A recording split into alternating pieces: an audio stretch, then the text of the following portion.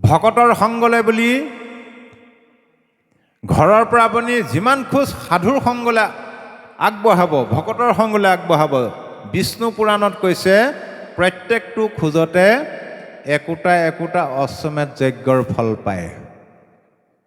যিসকলে ধন খৰচ কৰি গাড়ী লৈ আহিছে সেইসকলৰ ফলটো অলপ বেছি হ'ব বাৰু দেই, তেওঁলোকে বেছি ফল পাব। গতিকে সাধুৰ সংগৰ ইমান মহিমা। তাৰপিছত কৈছে এইবিলাক এৰি ব্ৰত মানে সেইবিলাক একাদশী ব্ৰত, কিবা ব্ৰত, সোমবৰীয়া ব্ৰত প্ৰয়োজন নাই। ঈশ্বৰৰ কাৰণে ব্ৰতৰ কোনো প্ৰয়োজন নাই। ব্ৰত মাত্ৰ এটাই, মোৰ জীৱনৰ ব্ৰত, যিমান বিপদত পৰিলেও মই কৃষ্ণৰ দুখানি চৰণ নেৰো, এইটোহে আচল ব্ৰত। সুদৃঢ় বিশ্বাসে শৰণ লোৱা, আৰু এইটোৱে হ'ল শাস্ত্ৰৰ পৰমাৰ্থ তত্ত্ব। এই শৰণটো ক'ৰ পৰা আহিলে? গীতা শাস্ত্ৰৰ পৰমাৰ্থ তত্ত্ব হ'ল শৰণ। আমি এই শৰণ কিয় ল'ব লাগে? আপুনি চাব, আপোনাৰ দুটা ল'ৰা আছে, এটা ল'ৰাক স্কুলত নাম ভৰ্তি কৰিলে, এডমিশ্যন দি দিলে পঢ়িবৰ কাৰণে, এটাক আকৌ তই ঘৰতে কাম বন কৰিবি। আগৰ দিনত তেনেকুৱাই আছিলে, ঘৰত কাম কৰিবলৈ এটা ৰাখে নহয়, স্কুললৈ নপঠিয়াই। যিটোক আপুনি স্কুলত নাম ভৰ্তি কৰি দিলে সেইটো বছৰে বছৰে ফেইল কৰে, পঢ়িবই নোৱাৰে। যিটোক আকৌ ঘৰত আপুনি ৰাখি দিলে কাম কৰিবলৈ, সি সেই ককায়েকৰ কিতাপবিলাক পঢ়া শুনি শুনি শুনি শুনি গোটেই কিতাপ মুখস্থ হৈ গ'ল।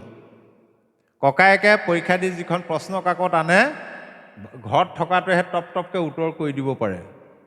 কিন্তু যিটোক আপুনি স্কুলত এডমিশ্যন নিদিলে, যিমান পঢ়াত চোকা হ'লেও সি কিন্তু ফেইল কৰা চাৰ্টিফিকেটখনো নাপায়। পাবনে বাৰু? কিন্তু এডমিশ্যন দিয়াটোৱে ফেইল কৰা চাৰ্টিফিকেটখন হ'লেও পাব। এই শৰণটো হ'ল আধ্যাত্মিক জ্ঞান লাভৰ কাৰণে আধ্যাত্মিক জগতত, আধ্যাত্মিক স্কুলত লোৱা এডমিশ্যন।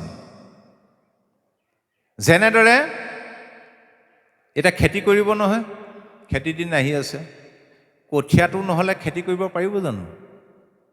যিকোনো খেতি কৰিবলৈ হ'লে তাৰ বীজটো লাগিবই। এই ভক্তি হ'ল এটা খেতি। ভক্তিৰূপী খেতি কৰিবলৈ হ'লেও তাত এটা বীজ আছে, সেই বীজটো লাগিব। কিন্তু ভক্তিৰ বীজটো কি? ভকতিৰ বীজ শৰণেহে নিজ, প্ৰেমানন্দতাৰ ফল, শৰণ বিনাই ভকতি কৰই, এৱা ঘেওতে যেন জল। ভক্তিৰ বীজটো হ'ল শৰণ, আৰু এইটোৱে হ'ল গীতা ভাগৱতৰ মূল মন্ত্ৰ। গীতাৰ সৃষ্টি কেনেদৰে হ'ল? তাৰমানে কৃষ্ণত শৰণ লৈ তেওঁক ভক্তি কৰাৰ মূল লক্ষ্য উদ্দেশ্য হ'ল আমাৰ শত্ৰুবিলাকক দমন কৰিব লাগে। এতিয়া আমাৰ শত্ৰু কোনবিলাক? অৰ্জুনৰ কথা মতে ভগৱন্ত কৃষ্ণদেৱে যেতিয়া কুৰু পাণ্ডৱৰ উভয় পক্ষৰ মাজত ৰথ ৰখাই দিলে, গুৰু দ্ৰোণাচাৰ্য, পিতামহ ভীষ্মকে আদি কৰি আত্মীয় স্বজন, ককাই ভাই, বংশ পৰিয়াল, ইষ্ট মিত্ৰ কুটুম্ব দেখি অৰ্জুনৰ হাত ভৰি কঁপনি উঠিল, হাতৰ পৰা গাণ্ডী সৰি পৰিলে। কৃষ্ণই ক'লে, হেৰা কি হৈছে? বোলে মই কেনেদৰে এওঁলোকক হত্যা কৰিম? লাগিলে ভিক্ষা মাগি খাম মই, তথাপি এইটো কাম কৰিব নোৱাৰোঁ। কৃষ্ণই ক'লে, হেৰা সখী, তুমি সন্মুখত যিমানবিলাক দেখিছা সকলোবিলাক তোমাৰ প্ৰকৃততে শত্ৰুহে। এইবিলাকক তুমি নিপাত কৰিবই লাগিব। কিন্তু মনত ৰাখিবা, এইবিলাক হ'ল বহিৰ্জাগতিক শত্ৰু। আচল শত্ৰুকেইটা কিন্তু তোমাৰ লগতেই আছে। অৰ্জুনটো চক খাই গ'ল।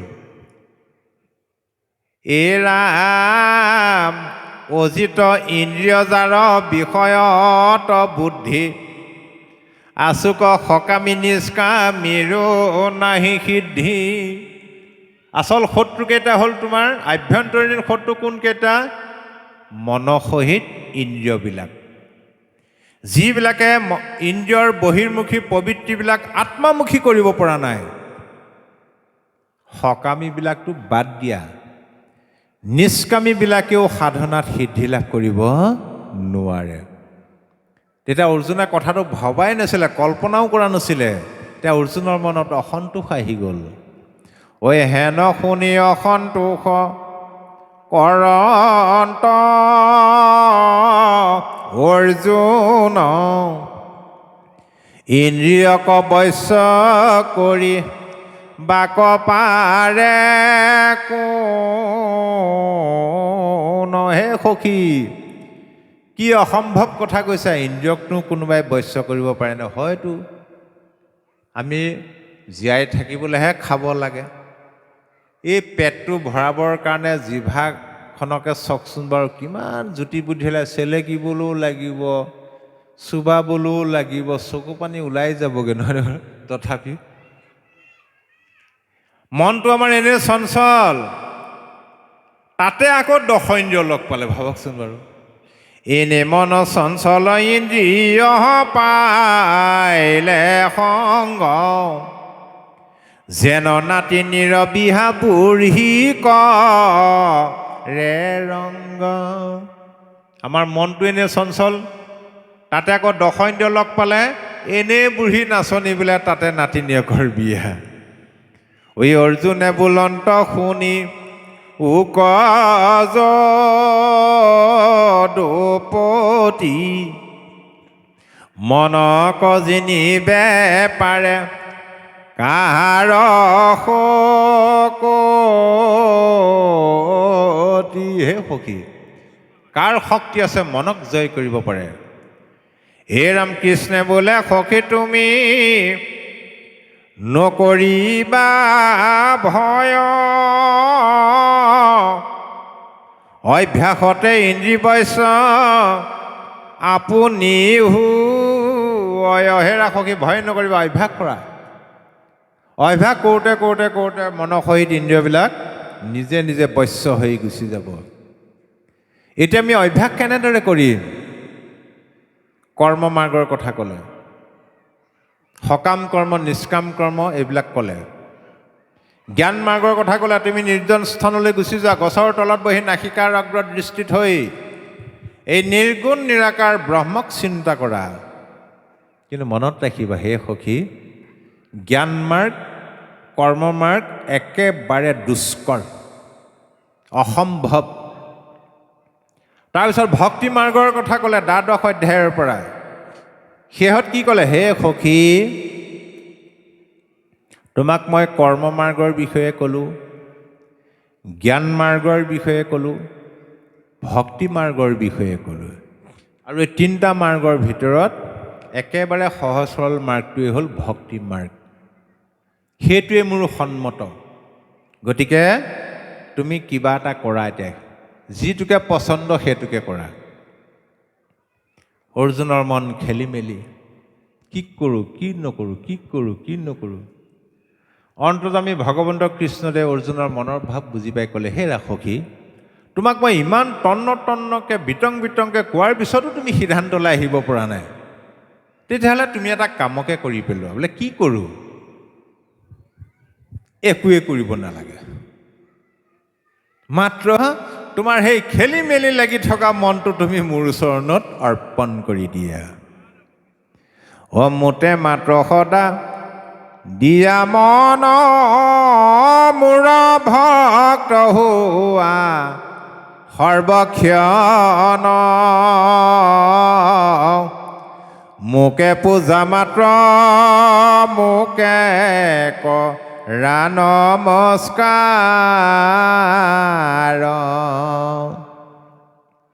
কহিলোঁ তোমাত সত্যবাণী পাইবা সুখে মোক মহামানী, তুমি প্ৰিয়তম সুহৃদ সখী আমাৰ। তোমাৰ মনটো মোক দিয়া, তুমি মোৰ নাম লোৱা, মোক পূজা কৰা, তুমি মোক পাবাই। মনটো অৰ্পণ কৰিবলৈ ক'লে। এইটো অৰ্জুনে মানি ল'লে। কৃষ্ণ কিবা ক'ব নি? হে সখী, তোমাৰ মনটো মোক দি দিয়া, তুমি মোৰ ভক্ত হোৱা, মোক পূজা কৰা, মোক নমস্কাৰ কৰা। তোমাক মই শপত খাই কৈছোঁ, তুমি মোৰ সুহৃদ, তুমি মোক পাবাই। এই কথাটো অৰ্জুনে মানি ল'লে। মানি লোৱাৰ পিছতো তেওঁৰ মনৰ সংশয়, এতিয়া মনটো কেনেদৰে অৰ্পণ কৰিম? তেতিয়া ভগৱন্ত কৃষ্ণদেৱে অৰ্জুনক কৈছে, হেৰা সখী, ইমান সময়ে তুমি মোক যিমানবিলাক প্ৰশ্ন সুধিলা, সকলো প্ৰশ্নৰ উত্তৰ মই দিলোঁ। কিন্তু ইমান সময়ত তোমাক কোৱা কথাবিলাকৰ এটাও মোৰ সিদ্ধান্ত নাছিল, মনত ৰাখিবা। এতিয়া তোমাক মই মোৰ প্ৰকৃত সিদ্ধান্তৰ বিষয়ে কওঁ, শুনা। এই বুলি গীতাৰ যিটো চূড়ান্ত সিদ্ধান্ত, সৰ্বধৰ্মান পৰিত্যাজ মামেকং শৰণং ব্ৰজঃ অহং তাং সৰ্বপাপেভ্যো মোক্ষয়িষ্যামি মা শুচ। সৰ্বধৰ্ম এৰি এক শৰণ সাক্ষাৎ সুদৃঢ় বিশ্বাসে সখী লয়ো কয়া মাত। সুদৃঢ় বিশ্বাসে তুমি মোৰ চৰণত শৰণ লোৱা। ইমান সময়ত তোমাক মই যিমানবিলাক ধৰ্মৰ কৰ্মৰ কথা ক'লোঁ, সকলো বাদ দিয়া। আকৌ অভয়দান দিছে। তোমাৰ মনত ভয় হ'ব পাৰে, সংশয় হ'ব পাৰে। তোমাৰ বংশত পূৰ্বপুৰুষৰ পৰা বিভিন্ন ধৰ্ম কৰ্ম চলি আহিছে। মাজত ধৰি এৰি দিলে তোমাৰ পাপ হ'ব, দুখ হ'ব। কৰ্মত্যাগ নিমিত্তে সি জয় পাপচয়, ইটো শংকা নকৰিবা সখী ধনঞ্জয়। কিয়নো যিহেতু মুহূৰ্ত তুমি লৈলা শৰণ, সৰ্বপাপ হন্তে মই কৰিবো ৰক্ষণ। যিহেতু তুমি মোৰ চৰণত শৰণ লৈছা, কি ভয় আছে? সমস্ত ভয়ৰ পৰা, সমস্ত পাপৰ পৰা মই তোমাক উদ্ধাৰ কৰিম। এইটো হ'ল অভয়দান। আৰু সেই গীতাৰ পৰা এক শৰণ আনিছে গুৰুজনাই, যিটো এতিয়া কপিল প্ৰভুৱে কৈছে, সমস্ত এৰি জ্ঞান কৰ্ম তীৰ্থব্ৰত সমস্ত এৰি সুদৃঢ় বিশ্বাসে তুমি মোৰ চৰণত শৰণ লোৱা। তাৰমানে এডমিশ্যন হৈ গ'ল আমাৰ আধ্যাত্মিক স্কুলত, শৰণ লৈ ল'লোঁ। বোলে স্কুলত এডমিশ্যন লৈ থ'লে ল'ৰা ছোৱালী পৰীক্ষাত পাছ কৰিব পাৰিব নোৱাৰে, নহ'ব বোলে, হোমৱৰ্ক কৰিব লাগিব, পঢ়িব লাগিব। সেইকাৰণে কপিল প্ৰভুৱে কৈছে, মূৰ গুণ গণক শ্ৰৱণে তেতিক্ষণ নিষ্কামে মুহূৰ্ত যায় নিমজয় মন। সুদৃঢ় বিশ্বাসে মোৰ চৰণত শৰণ লৈ ভকতৰ সংগত যেতিয়া কৃষ্ণ কথা শ্ৰৱণ কৰিম, যেতিয়া মোৰ কথা শুনিব, শুনোতে শুনোতে শুনোতে শুনোতে সকামৰ পৰা মনটো নিষ্কামী হৈ গুচি যাব। আমাৰ মানুহৰ মনটো সকামী, কিবা এটা লাগেই আৰু। কাৰণ অভাৱবিলাক সীমাহীন নহয় জানো? কিমান বিচাৰিব ঈশ্বৰক? সদায় যদি ল'ৰা ছোৱালীয়ে মাক বাপেকক পইচা বিচাৰিয়ে থাকে, খং উঠিব নাই বাৰু? এতিয়া আমাৰ জগতৰ ঈশ্বৰ হ'লে আমাৰ পিতৃ, তেওঁক যদি সদায় বিচাৰি, প্ৰভু আমুকটো দিয়া, তামুকটো দিয়া, তামুকটো দিয়া, তামুকটো দিয়া, কেনেকুৱা হ'ব কথাটো বাৰু? নুখুজিলেও দিব। গতিকে মনটো নিষ্কামী হ'ব লাগিব। তাৰপিছত এইটোৱে হ'ল নিৰ্গুণ ভক্তি। মহাপুৰুষ শ্ৰী শ্ৰী মাধৱদেৱে নামঘোষাত স্পষ্টভাৱে কৈ দিলে, নিৰ্গুণ ভক্তি কাক বোলে? তজুগুণ নাম হৰি কেৱলে নিৰ্গুণ মাত্ৰ আৱৰ সমস্তে গুণময় এতে জানিয়া হৰি তোমাৰ নামক মাত্ৰ কৰিলো সাৰ কৃপাময়। হে প্ৰভু, তোমাৰ গুণনামে হ'ল নিৰ্গুণ। তোমাৰ গুণনামৰ বাহিৰে যিমানবিলাক ধৰ্ম কৰ্ম আছে সকলো গুণময়। এই কথাটো জানি তোমাৰ নামকে মই আশ্ৰয় হিচাপে ল'লোঁ। আজি যে আমি অকণমান সময় ঈশ্বৰৰ নাম লৈছোঁ, ঈশ্বৰক একো বিচাৰিব নালাগে, আমি ফলবিলাক এনেই পাই যাম। নামঘোষাত স্পষ্টভাৱে কৈ দিলে, যিটো জানে কৃষ্ণ কথা বিচাৰে সময় মনে, ধৈৰ্য ধৰি ক্ষণে কথা কয়, যত তীৰ্থ স্নান দান দেৱ পিতৃ যজ্ঞ যাগ, যোগাদিৰো ফলক পাৱয়।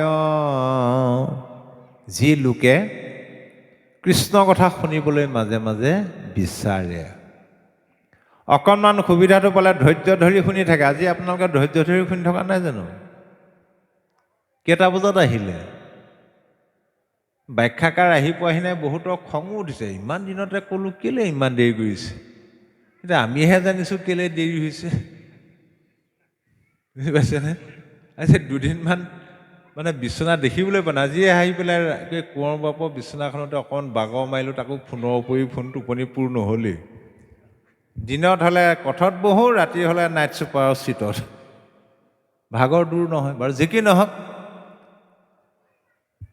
কাৰোবাৰ কঁকাল বিষাই গৈছেগৈ, কাৰোবাৰ আঁঠু কুটকুটাই গৈছেগৈ, কাৰোবাৰ টোপনিও ধৰে। ঈশ্বৰৰ কথা শুনিলে আকৌ টোপনিও ধৰে বহুতৰ। হ'লেও ধৈৰ্য ধৰি শুনি আছেনে আপোনালোকে? আজি আপোনালোকে কিহৰ ফল পাইছে শুনিব। যত তীৰ্থ স্নান, বহু অৰ্থ ব্যয় কৰি 12 বছৰ একেৰাহে তীৰ্থত স্নান কৰিলে যিটো ফল পায়, আজি আপোনালোকে ভকতৰ সংগত কৃষ্ণ কথা শুনি পাই গ'ল। বেলেগে তীৰ্থলৈ যোৱাৰ কোনো প্ৰয়োজন নাই। দানৰ ফল পালোঁ। দানৰ ভিতৰত আটাইতকৈ ডাঙৰ দান হ'ল তোলা দান। যিজনক দান কৰিব তেওঁৰ গাৰ সমান ওজনৰ সোণ দান দিয়া। তোলা দানটো তোলা চনীৰ পৰা আহিছে। তেওঁৰ গাৰ ওজন যদি 60 কেজি হয়, তেন্তে 60 কেজি সোণ দান দিবলগীয়া হৈছিলে। আগৰ ৰজা মহাৰজাবিলাকে দিছিলে। আজি আমি এৰতিও নিদিয়াকৈ 60 কেজি সোণ দান দিয়াৰ ফলটো এনেই পাই গ'লোঁ। ভাবক কিমান ভাগ্যৱান। সমস্ত দেৱ দেৱতাক পূজা সেৱা কৰিলে যিটো ফল পায়, আজি আমি কৃষ্ণ কথা শুনি পাই গ'লোঁ। বেলেগে দেৱ দেৱতাক পূজা কৰাৰ কোনো প্ৰয়োজন নাই। আৰু সেইকাৰণে গুৰুজনাই ক'লে, কৃষ্ণক পুজিলে পূজা সমস্তৰে হয়, পৃথকে পুজিলে পূজা কেহু নপাৱয়। তাৰ ফলটো পাই গ'লোঁ। একাদশ স্কন্ধৰ ভাগৱতত কৃষ্ণদেৱ উদ্ধৱক কৈছে, হেৰা উদ্ধৱ, যিটো জনে যায় মাধৱৰ নাম ধৰি, পাছে পাছে ফুৰে দেৱ দেৱী তুতি কৰি, মূৰ্তিমন্ত হৈয়া 5 প্ৰকাৰ মুকুতি, মুকলৈও বাপ বুলি কৰয় কাকুতি। যিজনে বোলে আগে আগে ঈশ্বৰৰ নাম লৈ যায়, পাছে পাছে বোলে দেৱ দেৱতাবিলাক ঘূৰি ফুৰে শুদ্ধ হওঁ বুলি।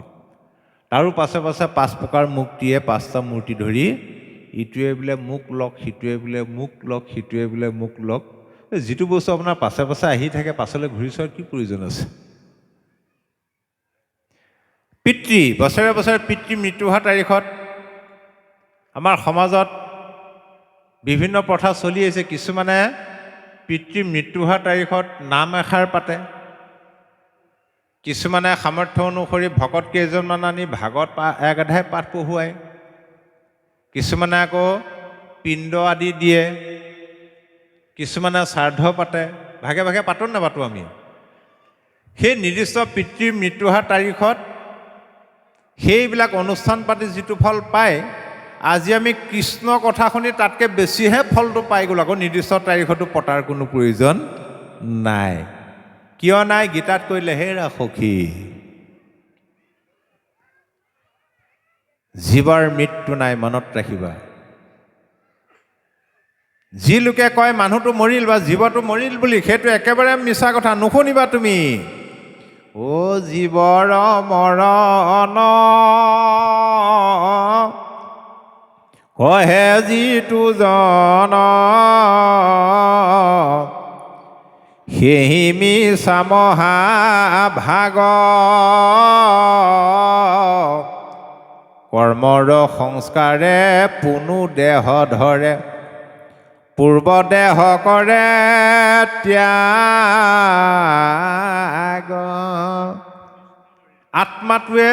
আত্মাটো হ'ল পৰমাত্মাৰ বিস্মৃত অংশ, অৰ্থাৎ পৰমাত্মাৰ বিস্মৃত অংশ আত্মা।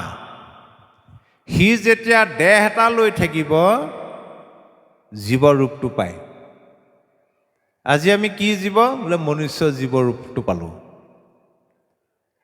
আৰু এই দেহৰ কৰ্মৰ সংস্কাৰ আন এটা দেহলৈ বহন কৰি নিব লাগিব। সেই অৱস্থাৰ পৰিৱৰ্তনটোকে মৃত্যু বুলি কৈছে। প্ৰকৃততে জীৱৰ মৃত্যু নাই। যদি জীৱৰ মৃত্যুৱে নাই, তেন্তে আপুনি কাৰ মৃত্যু তিথি পাতিব? সেইকাৰণে আমি পাৰিলে জন্মদিনটোহে পাতিব লাগে, বুজি পাইছেনে? বাৰ্থডে আজিকালি সেইটো চলিছে। কেক চেক কাটি পতাতকৈ ভকত কেইজনমান আনি অকণমান ভাগত একেঠাই পঢ়িলে বেছি ভাল লাগে, নহয়নে বাৰু? আজিকালি আকৌ পশ্চিমীয়া কালচাৰ আহি গ'ল কেক কটা। এইবিলাকত পাছে পাছে দৌৰোঁতে আমি অসমীয়া নিজৰ কালচাৰ সংস্কৃতিটো আমি পাহৰি গৈছোগৈ। আমাৰ গাঁৱলীয়া জেগাতহে এইবিলাক ৰক্ষা হৈ আছে। মহানগৰীত ভাগৱত পঢ়োৱা, কীৰ্তন একেঠাই বাৰ্থডেত পঢ়োৱা বুলি ক'লে সিহঁতে আচৰিত হৈ যায়, যেন ডাঙৰ কাম এটাহে কৰিবলৈ লৈছে। তাৰ যোগাদিৰো মহাফলক পায়। বায়ু পানী খাই যোগ সাধনা কৰি যিটো ফল পাইছিলে, আজি আমি কৃষ্ণৰ কথা শুনি পাই গ'লোঁ। আগতে